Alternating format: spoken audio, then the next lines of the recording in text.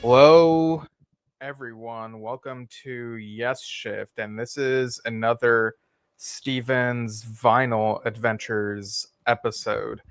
It looks like lately I've been able to do, discussion of one record per week or one Steven's Vinyl Adventures episode per week, and I'm gonna be continuing that into next week and the week after. For next week on the 15th, I believe, um, and scheduled for I think noon Pacific that day, but I might do a little bit earlier, depending on how free I end up becoming after taking care of some things. Then um, today I'm talking about the Frost album Life in the Wires, which came out almost a year ago. And on the 15th, I'll actually be talking about two different things, kind of a double feature type deal, talking about Foghat's Full for the City, since there's a 50th anniversary edition, and finally Gentle Giants playing the complete live experience. And been meaning to talk about that one for a while, but it just seemed really nice given that they both have full in the title, and they will also sort of tie in nicely to some other stuff going on later this month, as on September 17th at noon Pacific, 3 p.m. Eastern US time, 8 p.m. UK time, there will be a Drum Talk TV Brilliance online fan Q&A with Foghat drummer Roger Earl. So people will be able to watch the Q&A session and perhaps even ask Roger himself a question on screen, on camera, uh, and get involved with that, to be able to watch that Q&A portion of the stream and try to ask a question, you go to drumtalktvbrilliance.com and either get the gig pass option, which is just for that particular online event, or become a premium member. So go check that out. And as for Gentle Giant, what we have going on later this month is on the 25th of September, of course, at I believe noon Pacific, if I remember correctly. Let me just double check that. We're gonna have Derek Schulman again, but on Yesshift. So that full interview will be here on Yesshift, and we'll be talking with him about his new memoir, Giant Steps. So yeah, that will be on the 25th at noon Pacific. And Derek Schulman was in Gentle Giant, was a record executive. We had him on the show before a while back. He talked a little bit about that period when Yes we're kind of going through that transitional period before the whole union thing. So yeah, it seems like a good time to talk about those. And then on the 23rd, I believe also at noon Pacific, I'll be talking about a vinyl record then as well, though it'll depend on if it arrives on time. So yeah, I'll keep you posted on that. And I guess we'll see if I'm able to maintain that sort of release schedule for these Stevens Vinyl Adventures episodes. Like if it could keep being a somewhat weekly thing, or maybe it could be like just I'm able to do them more frequently lately, and maybe other stuff will come up and I'll have to pick and choose when I can do these. But yeah, so let's get into it. So this is kind of a funny story how I ended up getting this album. So back in, I think this was in like top of the year, I had previously ordered the Jethro Tull Christmas album for dad, and it was taking a while for that to ship. And I inquired about it, and so they, you know doing the typical customer service thing of like,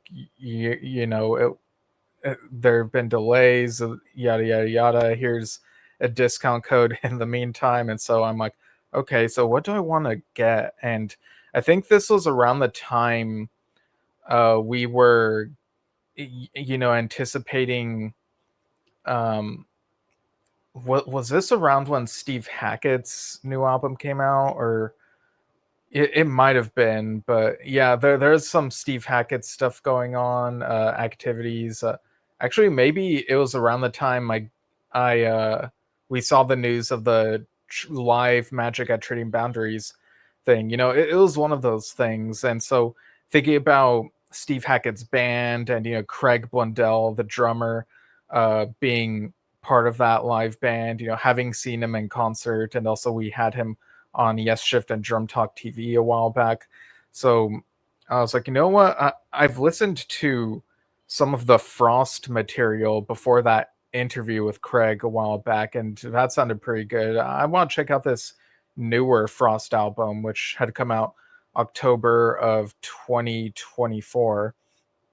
And I think I've mentioned this before, but recently it was announced that Craig would no longer be the live drummer for Steve Hackett, but that he would continue being an integral part of the recording of future stuff in the studio, from what I understand from that press release that was recent. So, yeah, I went ahead and ordered Frost Life in the Wires. And this is something I've been meaning to talk about for quite a while, and now and then I've been close to, not even just talking about it, but just listening to it. And before I know it, 7 months have gone by. This is I got this back in February. It's September now, and that's really embarrassing that I let so much time pass without checking it out. And I've even got I've at least a couple CDs and maybe a DVD, music related stuff. Actually, more than just that amount, where more than just a couple, where um, I've been meaning to check them out, but it's just just been so much going on this year. But gradually, I'm making my way through stuff. But anyway, so what's funny about another funny thing about this album is, I've had it for all these months, and then I get around to listening to it finally, and it's only then, upon reading about it, that I realize that it's a continuation of the album that came before. So, uh, yeah, like I had all this time to look into that, enough time to have gotten the album before and listened to that first, and I didn't know, and so ended up not doing that. But yeah, apparently the concept of this album continues from Day and Age, their 2021 album, which clocked in at 53 minutes, whereas this one is a double album, with one disc being uh 42 and a half and the other being almost 43 and a half, so a bit longer. So from what I understand, the final track of the album before this one, Day and Age, sort of the ending of that continues into the beginning of this. So that kind of reminds me of other bands that, there have been concept albums that have kind of done something like that. So first off, I'll go ahead and show you how it looks. So this is the album cover. It's really eye-catching the way it has that radio. And the concept is about a character named, I don't know if it's pronounced Nayo or Nayo. It's about Naio, but that's pretty much the character that we follow. And there are like little bits of info on the lyrics sheet. I'll talk about that in a moment. But yeah, on the back, we got the track list here. So on side one, we have Sky Waving, Life in the Wires, part one, This House of Winter, the Solid State Orchestra. And then on side 2, we have Evaporator, Strange World, Idiot Box, and Absent Friends. Side 3, we have School, introducing the All-Seeing Eye. Propagander. What's funny about that title is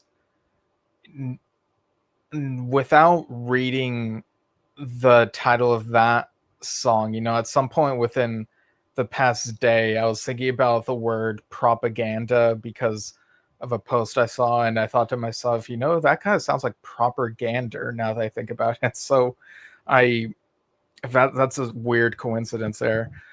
Sign of Life, Moral and Consequence, and then side 4 has Life in the Wires Part 2 and Starting Fires. And I like how you also get the details of, this, the back of this radio thing. It's got like the model number 119, which reminds me of a scene from Twin Peaks: The Return where this woman who is not well keeps shouting 119. So yeah, it's interesting. And 240 volts and stuff like that. So yeah, I quite like how this looks. I'll go ahead and show you the inside as well. Yeah, making sure that everything stays inside. But yeah, the photography looks really good. I feel like, I always feel like showing these on the webcam doesn't necessarily do it justice, but yeah, we have the credits here. The photography and graphic design are by Carl Glover at Olive Studio. And the lineup on this album, like I mentioned, Craig Blundell is on this, but you also have John Mitchell on guitar and vocals. John, of course, has been part of the Current Asia lineup and has worked with John Wetton in the past. And on keyboards, guitars, and vocals, we have Jem Godfrey. And on bass and vocals, we have Nathan King. And these are written by Jem Godfrey, except Strange World and Starting Fires, written by Godfrey and Mitchell. And right here it says the voice of Livewire is Herman Endymion. Is that how you pronounce it? Recorded and mixed at The Cube from January to May 2024. That's an interesting name for a studio. Produced by Jem Godfrey, mastered by Peter Van Riet at Fine Tune. And, they do the special thanks and whatnot. So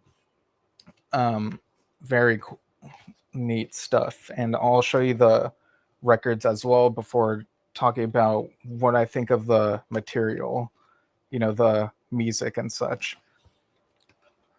So yeah. Oh, I'm just noticing now, like at the bottom of the radio, you also see the word minstrel and battery electric. So I like that detail right there.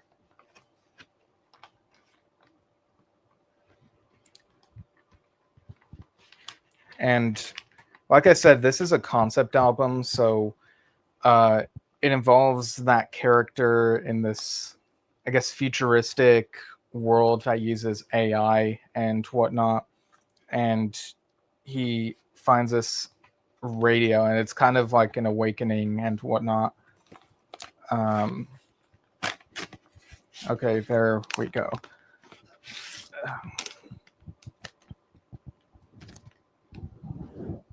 Okay, so yeah, it's black. So take out the disc. All right, this is side 1. Got side 2.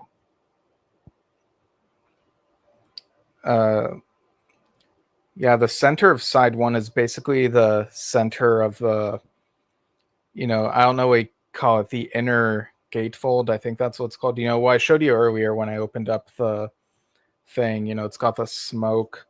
Whereas what's on the illustration or photo, I guess I should say, I don't know if it's a photo or a graphic, but it looks like wires themselves that are part of the radio. So I think that's an interesting thing right there.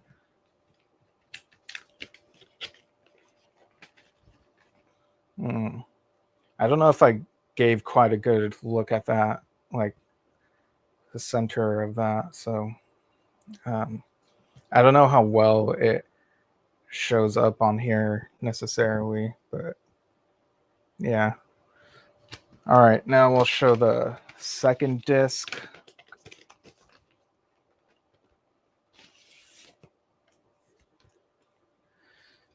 What I think is really cool is that even though this is considered, a vintage format style, vinyl and the packaging and whatnot, it's still, and the concept even talking about radio, it still feels very new, very modern, very now. So we have side 3. Trying to figure out what it is. It kind of reminds, I think it might be an eyeball. It kind of reminds me of the eyeball from like Pink Floyd's Pulse album. I think that's the album and live video it was on. And side 4, and again, I can't help but think of concept albums like The Wall and whatnot when checking out these types of concept albums.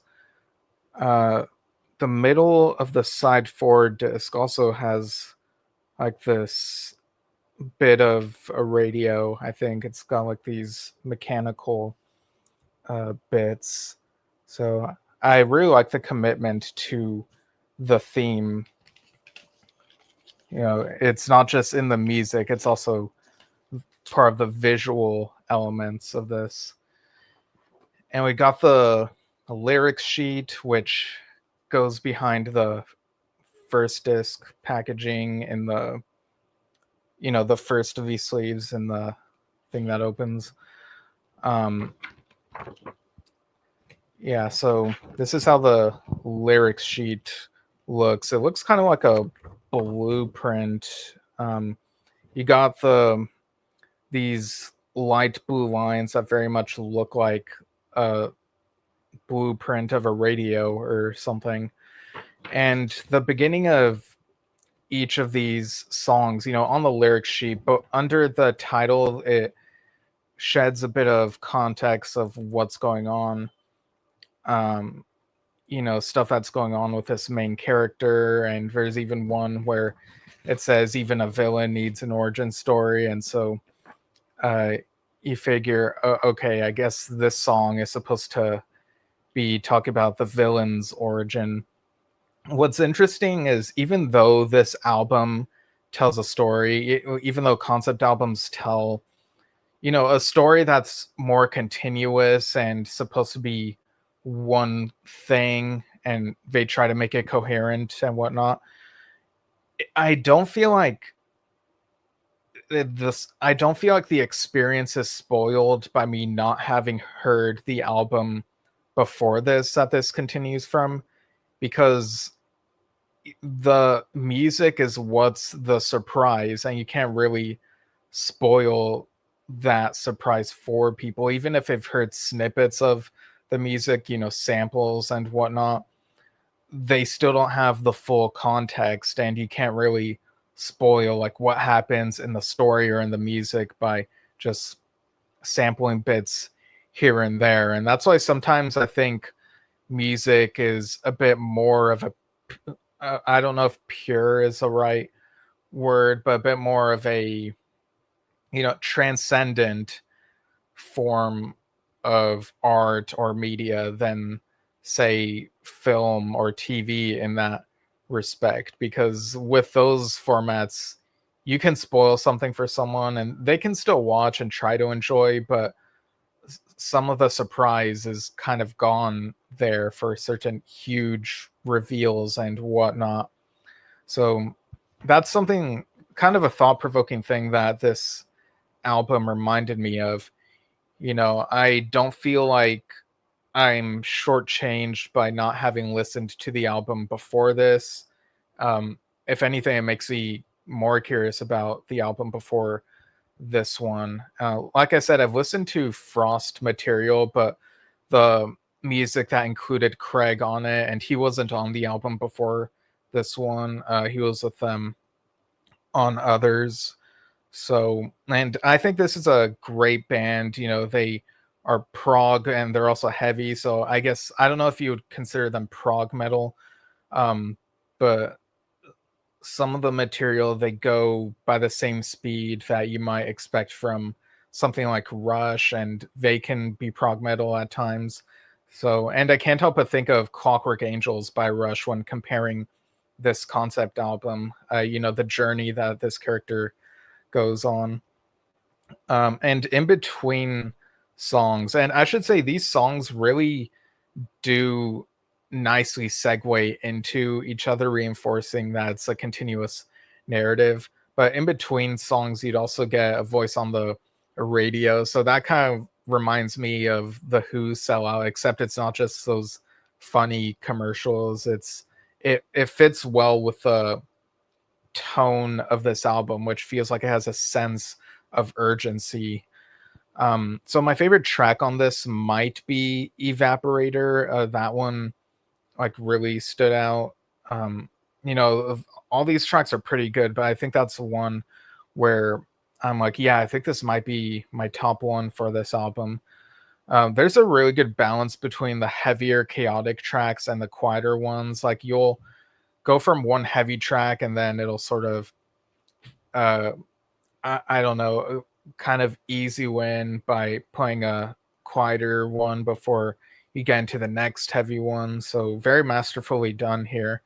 The song Idiot Box has a lyric where it's like, welcome to the show where no one listens. And I couldn't help but think of Emerson, Lake and Palmer's Carnival 9 when reading that and hearing that lyric. In fact, much of the keyboards, especially later in the album, kind of remind me of some of the keyboard work in Carnival 9. That type of sound. That that type of thing.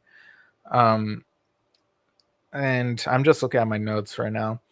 After the song "Absent Friends," we have the message, "We'll be right back" after these messages, and I think that's at the end of a side of the uh, album, like one of the discs. So yeah, that's at the end of side 2, so the end of the first disc. And you don't get a commercial like those goofy ones on the Who Sellout, and that's not to slight what's on that album. I think those commercials have a charm to them. It's a fun concept.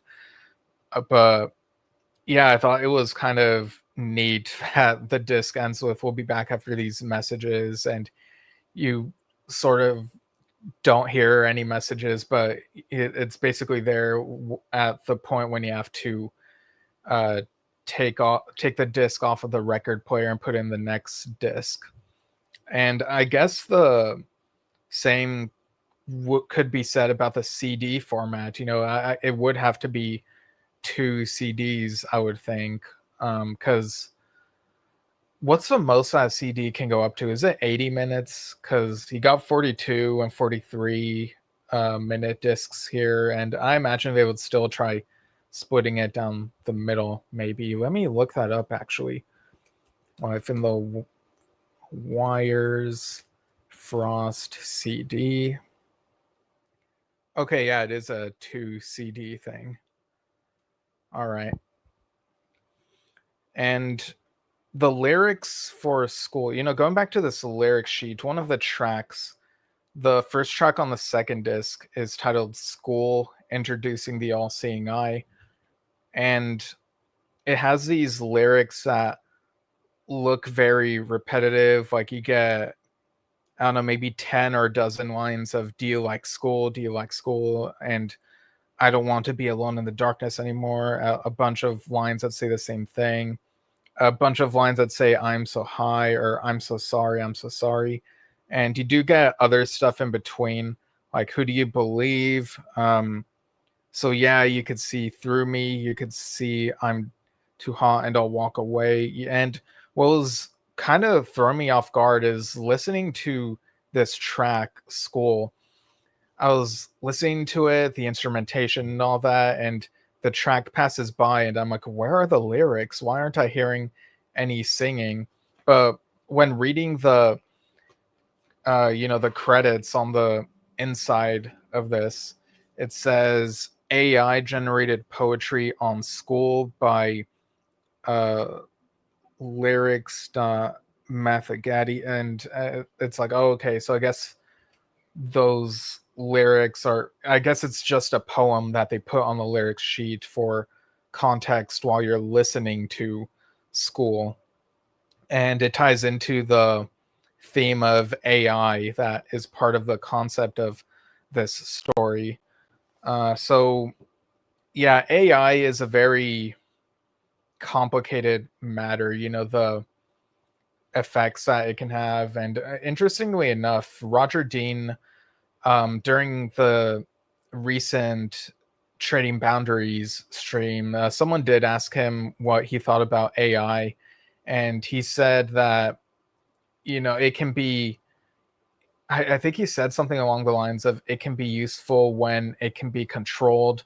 But of course, there are some, I guess it depends on how people use it. There might be some who would use AI that, um, like, don't use AI to incorporate art that gets stolen from other creators and whatnot. There might be some simple things that AI can be useful for, but there are definitely some things where it's like, yeah, you don't want to use AI for this or that. So it's a whole issue that I'm sure everyone has their thoughts on.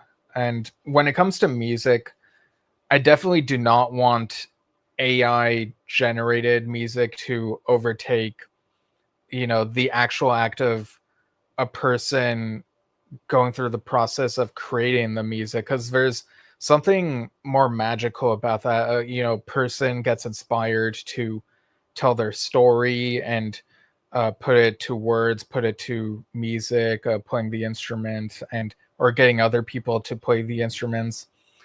um and same with, a painting. There's really wonderful things about Roger Dean's paintings, and seeing him do that in action, just making a whole painting in an hour.